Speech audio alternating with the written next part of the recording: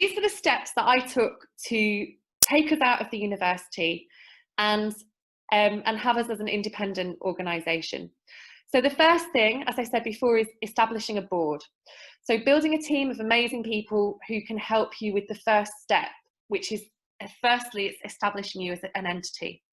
So there's quite a lot that goes with that. So, you know, setting yourself up, registering your company, setting up your bank account, understanding how your organisation is going to work, etc. So I think the first thing to do really is to I would make a list of the people that you want on your board, and then I would start to approach them and find links to having a conversation with them and getting them to be part of your organisation. The second thing is really understanding the right type of entity that you will become. So we spun out of the university firstly as a community interest company. So a community interest company is essentially a social enterprise. You're allowed to make profit, but the profit that you make has to go back to serve the beneficiaries that you have identified as your community that you want to support.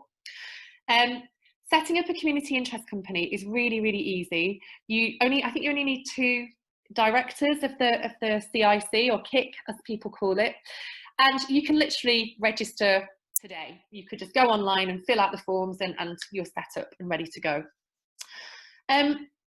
Since becoming a community interest company, we've evolved into a charity. A charity is much more complicated to have to get accepted to become a charity. The process is very, very difficult. And quite often you will apply and then they will reject your application, you apply again and you have to keep tweaking it. And a charity is set up, you have trustees on your board of a charity, and they are kind of legally responsible for overseeing your entity. And of course, if you're spinning out of the university, you might have a product and you might want to create a limited company. A limited company, you can make profit and keep that profit and divide it between the directors in your company. The other thing to think about when you're setting up your company is where you set it up. So depending on what kind of organisation, entity you are. So we're set up as a charity in the UK. We're set up as what we call a 501c3, or a not-profit, based in California in the States. And we're about to register in Germany. And I think probably you can figure out why we've registered in all these places. So obviously, as we're leaving Europe, applying for funding and working with other European entities has become very difficult for us. And we're involved at the moment in a bid that's being led by German partners for 100 million euros. And the only way that we can be part of that is if we are registered in a different country. So we're setting up in Germany for that reason.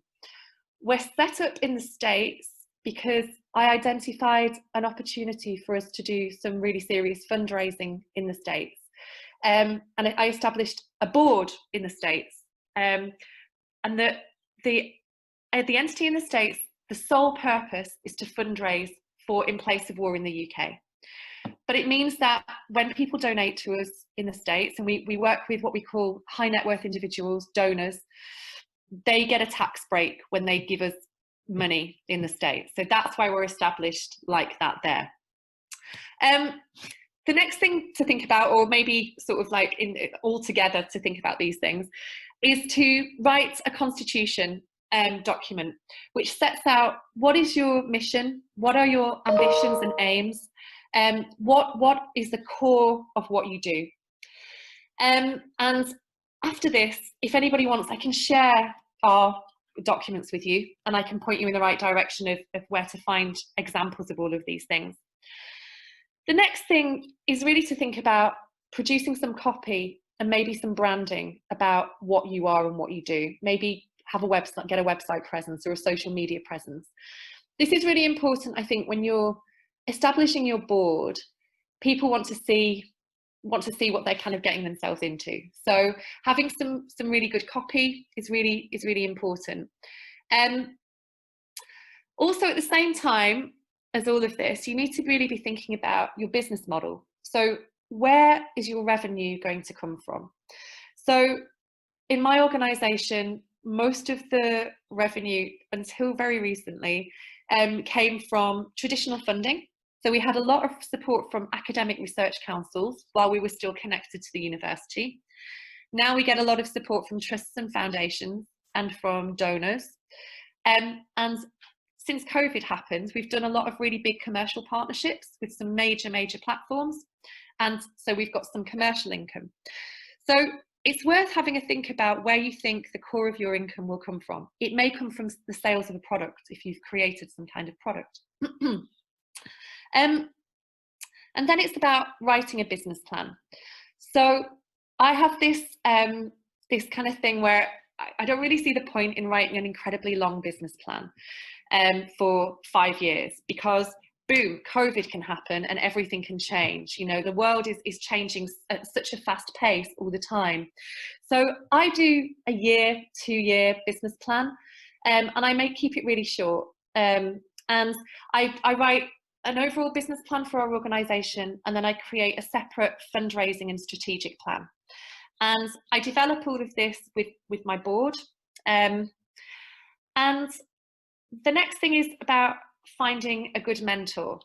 Your board are there, and I think I'm really lucky, because when I talk to people about our board, people are quite shocked at how engaged our board are. So we have a WhatsApp group and all of our board members are on it, and I think this is really useful because you can get them really excited about things that are happening and they respond really well, and everyone feels part of the journey.